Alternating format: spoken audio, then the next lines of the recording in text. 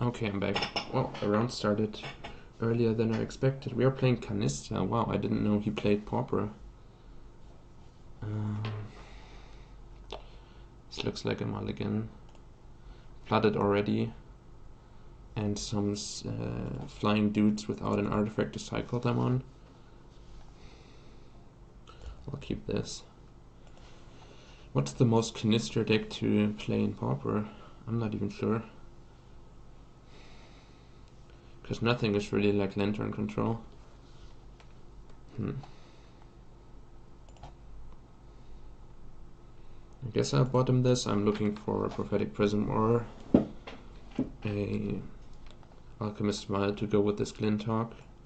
And I already have a bunch of spot removal in my hand. He mulligan to 5. Yeah, I guess blue-black control is like the most, just in general, controlling deck that you can find, even though it's not specifically similar to Lantern, but that seems to be his style.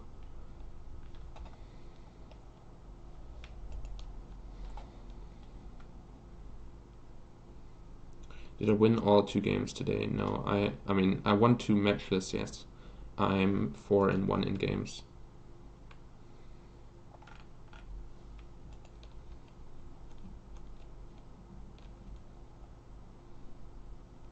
Well, I have these birds, but I don't really have anything to play them with. It's pretty unfortunate, because I don't want to be bouncing Clue, especially in a blue-black control matchup. I might consider playing one, but I'm setting myself back so far by doing that.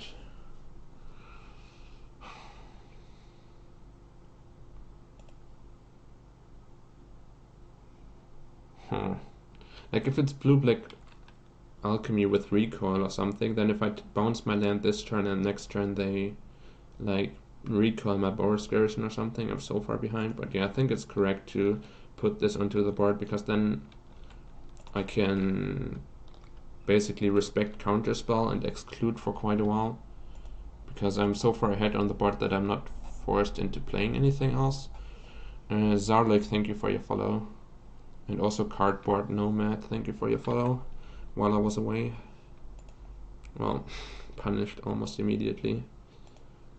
Though then my situation ends up being reasonably good regardless. Yeah, if I had just waited a turn, things would be a bit nicer. But yeah, I wanted a board position where I can put pressure on them to be casting removal spells, so that if they pass with counterspell mana open, you expired, also thank you for your follow. Yeah, if they pass with counterspell mana open, I can just hit them for 2 in the air and then pass back.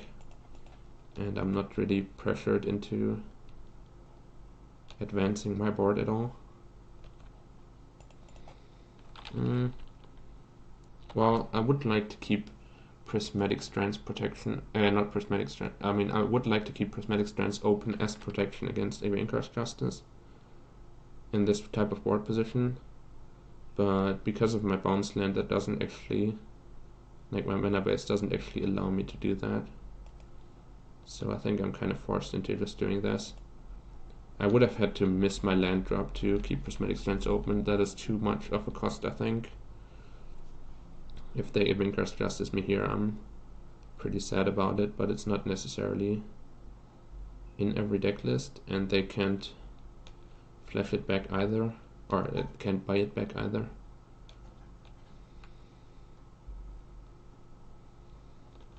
I think I'm bolting this, even though I lose out on some damage potential. It stops any flicker shenanigans from happening. Thank you, Zarlik. Let me read that in a second. Oh, it's just a lot of Swift Rage. Thank you. Hopefully back-to-back wins, but that is a long ways away still.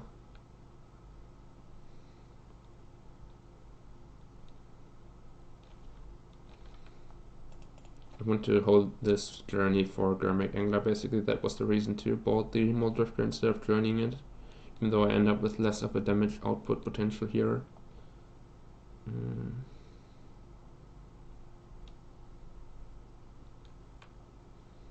Do I want to bounce land or prismatic strands this turn.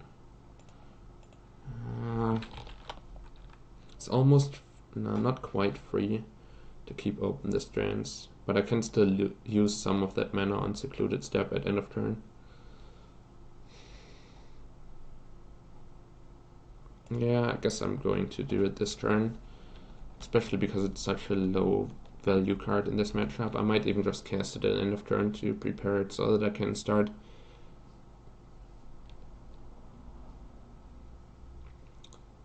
disfigure. Yeah, that's like the worst case for me. Not that big of a fan of these matchups pre-board, because I'm pretty far behind unless I quickly become the Monarch, though. Opponent is tapping out very aggressively. Okay, yeah, that I do like to see. I mean, it opens up one of the cards in my hand, and my opponent doesn't have counter protection open here, so Palace Sentinels here would just be great for me.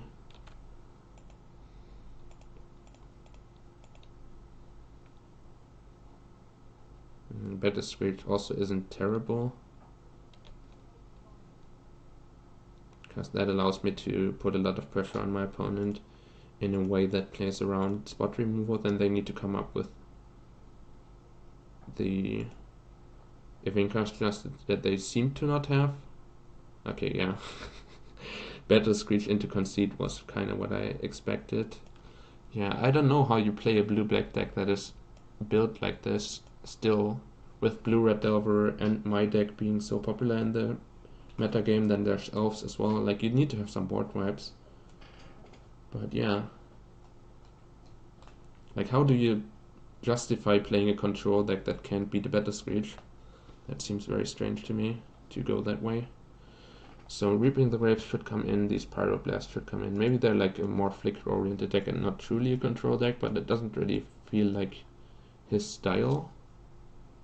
I would have expected him to be something truly controlling, and then the fourth Palace Sentinels is in here. Exactly 4 blue-black decks and Tron decks. I added them for that reason. I think I'm fine taking off the strands, because most of the time the sideboarded board wipes are Shrivel.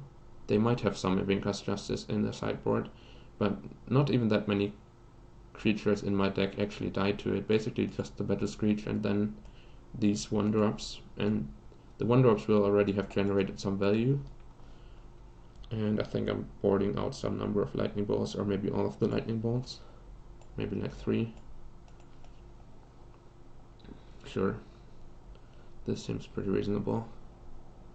Yeah, I don't think I want Standard Bearer against a Disfigure deck. It's kind of the same to them whether they Disfigure like this or Theorem Inspector or Glinthawk. Forcing them to target this doesn't really add that much. It's basically only useful for recoil. Yeah, sure, I'll send it like this. Can't really think of an important Sanctifier target.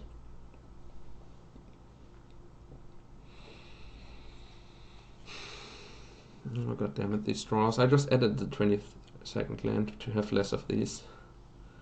Arrows over the last boat. I think arrows, like, what is it even killing? Like, theoretically you can like arrows down a Gurmag Angler to get it into Galvanic Blast range, if that's the logic.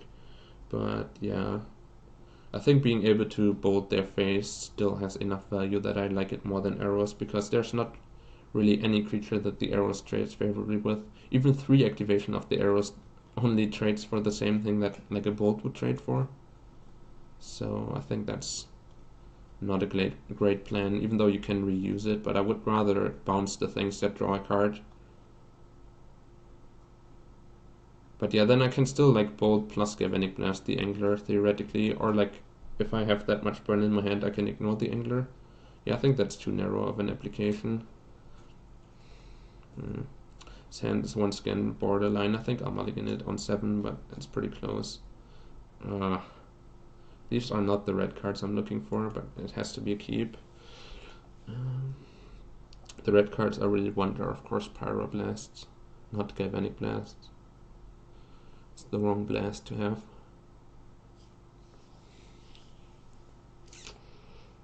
I guess I'll bottom it because I'm going to be cycling through it regardless.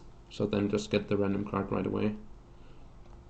My hand is super weak to recall as well, because I will be running out this bounce land on my turn 2, and then if I get recalled, we are pretty much dead on the spot. Though we haven't seen any from my opponent yet, so it's not even certain that they're on that version of the deck.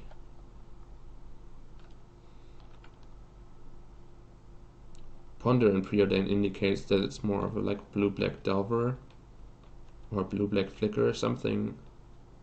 Well, maybe the control decks run out of... Like sometimes the control decks cut down on cantrips a little bit and just focus on alchemy, teachings, something higher impact. Cycling the Spellbomb right away. What did their Ponder even do? He shuffled, so I guess he's looking for a third land here. Don't recall me. Muldrifter, I mean, Muldrifter is one of the scariest cards in the matchup, but it's usually the hard cast ones that you truly fear. Though, like a Divination is still something good for my opponent to cast. Damn. I think it was still correct to run out this vial before making my land drop. Like, theoretically I could have white mana floating, which allows me 8 draw steps to, or 8 outs at drawing Inspector or Glinthawk for this turn. But playing it like this also allows me 4 draws at a Pyroblast, which is a higher payoff, I think, and the most important part is playing Vial before my land drop allows me to play it. Comes into play tapped land this turn and then have access to 4 mana on the following turn. So I think Vial before deciding on a land was better. But obviously with the exact draw that I had, it would have been better to use 2 red mana on the Vial and then have a white floating. But that's very results oriented. Might do that here though, over the Skyfisher, because I think hitting my land drops is very important. And then I still have, yeah, exactly, still have a follow-up play in the Inspector. Though I'm not that happy about how little board presence I have, because that makes me very vulnerable to opposing counterspells. If I fail to build a board, then counter magic as a protection for my opponent is going to be effective.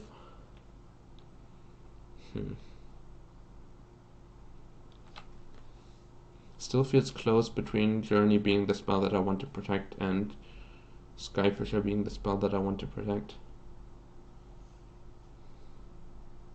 Into, like, they seem to have counterspell mana open here, and I can like bait them with the Skyfisher and then Journey after, or the other way around.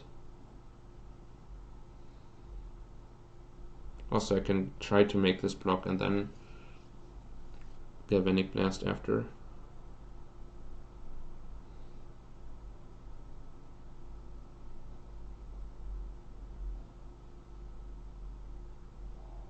But I do want to tap mana on my turn because I'm going to be casting this or playing this Burst Garrison, so there's not really a way for me to like pass with all the mana left over.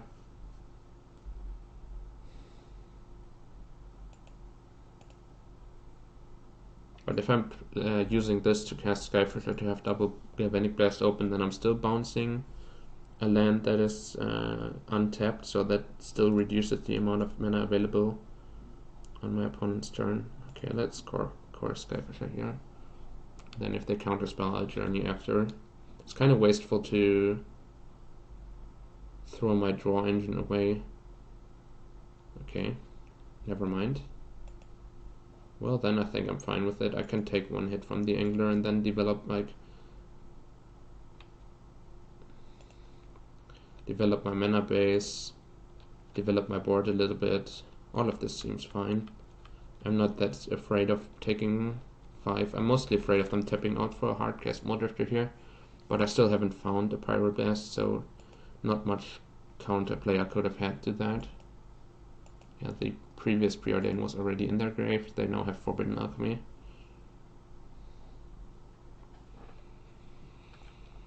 Yeah, recall would have been the nightmare. Okay, let's take 5.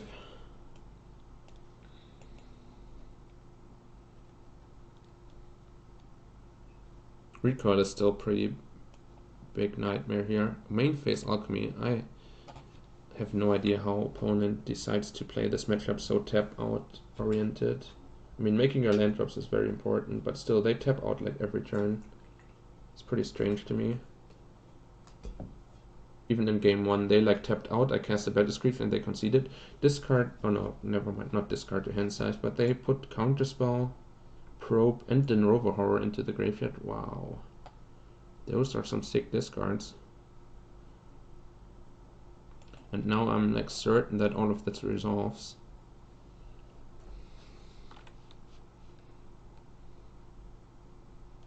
Though I'm still lacking a Pyroblast to deal with a potential De Novo Horror. I guess that means it is a very... well, no. How would you fit Flicker into all of this? It's kind of strange.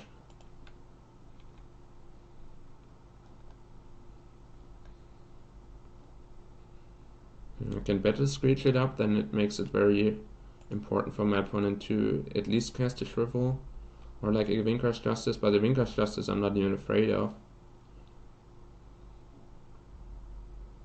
Or alternatively I pass with like the Clue open so that I can draw a card, look to find Pyroblast off of the card draw, look to find Palace Sentinels for my following turn. I think putting them to the test and going for the full Battle Screech is good here.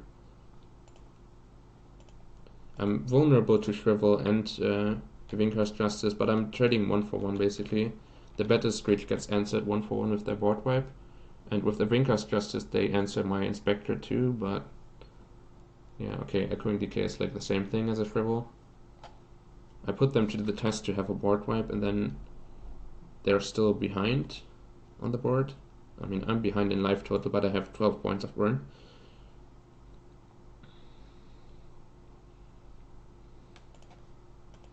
And like these are racing tools. Okay, finally. That helps me fight Moldrifter and Rover Horror on the stack. Probably correct to just play my Ancient Dance so that I have Metalcraft again. Yeah, sure. Because then I can Galvanic Blast at any point. If I play Boros Garrison, I end up without Metalcraft. Oh, that seems strange as well. Maybe if they have Soul Manipulation in their hand, that makes sense for them to...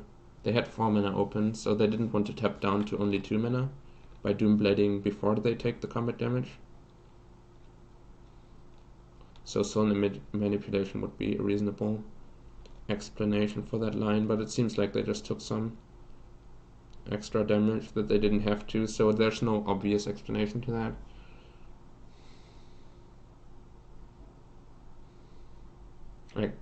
It's a line of play that looks like a mistake on the surface, but I assume my opponent is good enough to have some reasoning for it. And I don't think there's a better target in my deck, so Doomblade, like in Limited you often keep your heart removal until end of turn to see if the opponent plays something better. But here they know that 2/3 flying is like the best creature my deck has to offer. So their reason has to be based on the amount of mana they had available and not on the targeting of the Doomblade. They weren't fishing for an improved target, basically. Yeah, I think with them having Alchemy in the graveyard, running into counter magic on this turn is still fine for me. Because that restricts their mana usage, and then if they have to like Soul Manipulate or Counterspell on my turn, they don't necessarily get to flashback the Alchemy.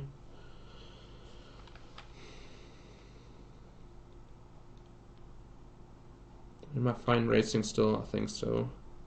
I just want to get them into Galvanic Blast range. I would have actually been pretty unhappy if the Alchemist Val got countered, but that's difficult for my opponent to know.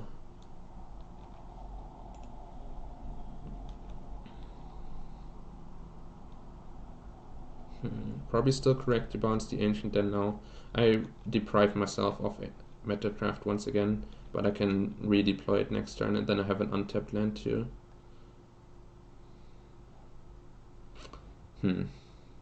Do I want to fight over this? I don't think so. I mean, it's a very expensive 1-for-1. It adds a little bit of value to their graveyard. Hydroblast, 2 lands. Okay, so not a lot of info collected there. The last one was super strong, where they put Counterspell, Probe, and the Nova Horror into their graveyard, so that was likely that they took like the Echoing Decay or a Counterspell that they still have in their hand right now.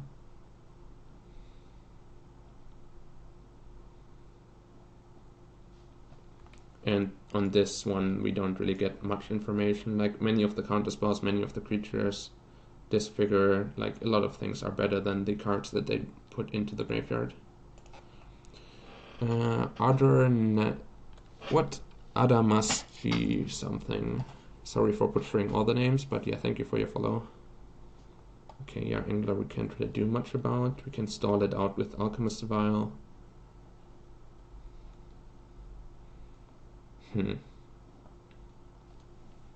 Probably just a free attack. If they shrivel me, am I so unhappy about it?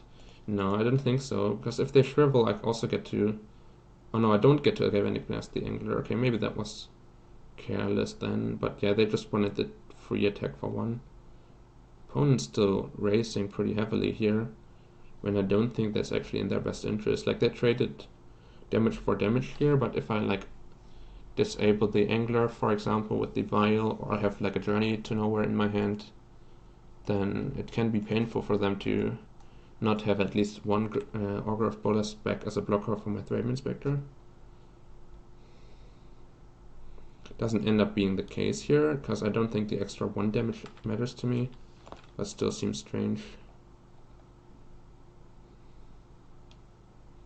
That's a good dude. That is a good dude. Though I think I'll wait a turn on him, on them.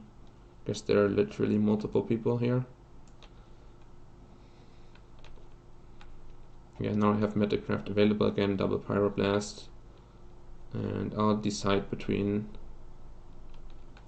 I think I'm definitely chump blocking the Garmic Angler, but I'll still delay the decision whether I Galvanic Blast it down with the remaining 4 damage, or just keep all my Galvanic Blast to burn out my opponent. It's kind of close.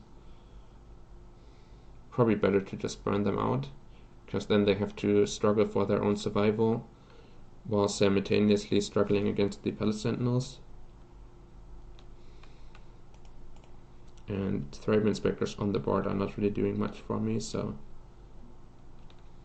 pretty expendable. While these Alchemist Vials still currently enable Metacraft, so I still want to keep those around instead of firing them off, even though they will be fired off on Garmic Anglers at some point. Okay, so let's attack first.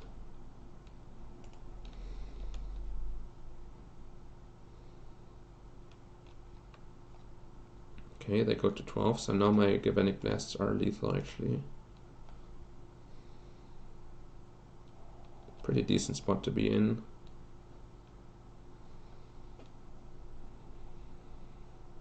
Probably still Palace Sentinelsing it up and waiting 1 more turn to pick the fight over Galvanic Blast, Pyroblast, lethal, because my amount of red mana is pretty limited here.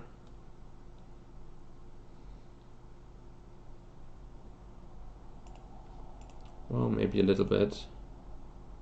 Make them expend some resources, and then maybe their hand is like low on counter magic next turn. Okay,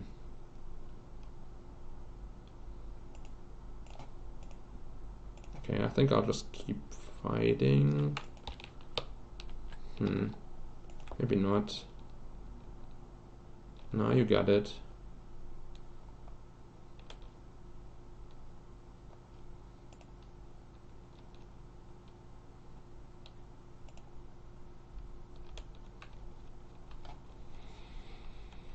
Yeah, kind of a weird position where I have like a win in my hand, but my opponent has their hand filled with reactive cards, so it's pretty difficult for me to commit to it, because like resolving 2 Galvanic Blasts doesn't really get me anywhere. Resolving 3 is game winning though. Okay, I think I'm fine with that.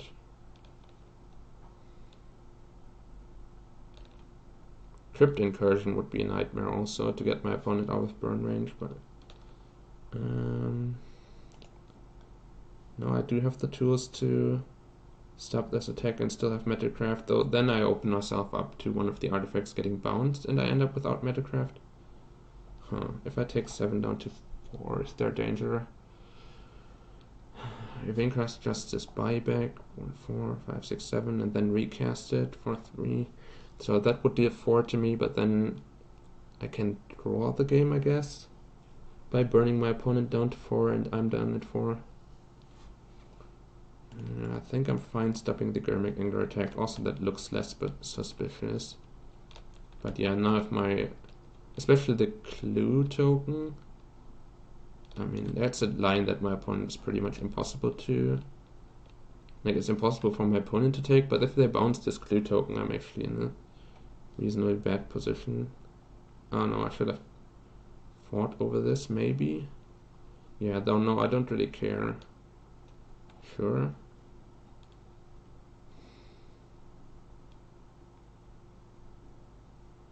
Mountain, is mountain fine? 3, 4, yeah, I guess mountain is fine.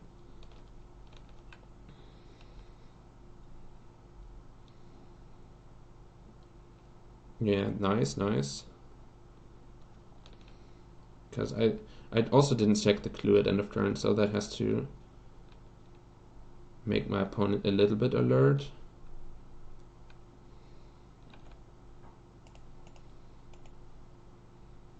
Let's recast this. And maybe they fight over it.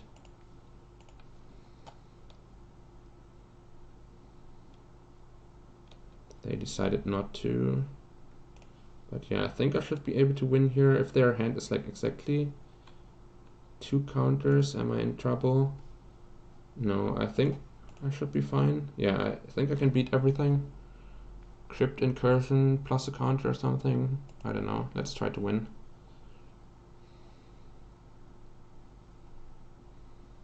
Counter spell.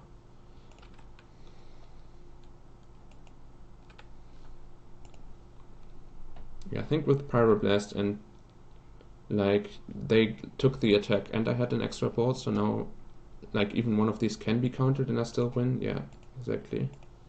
Okay, nice one.